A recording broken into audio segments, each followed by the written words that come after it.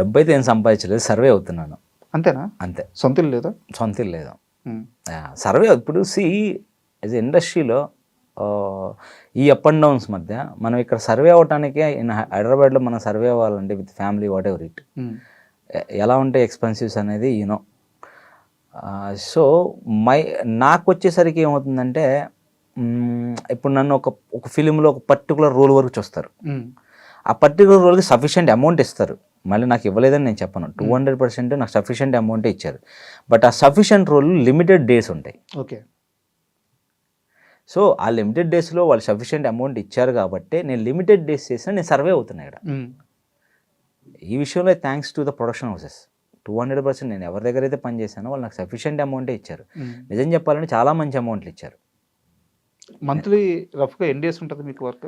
ఒక్కొక్కసారి ఉండకపోవచ్చు. నేను తండేలు చేశాను, తండేలు ఆల్మోస్ట్ 60 days చేశా కంటిన్యూస్గా. ఆ కంటిన్యూస్ కంటే 6 months ఆఫ్ స్పాన్లో.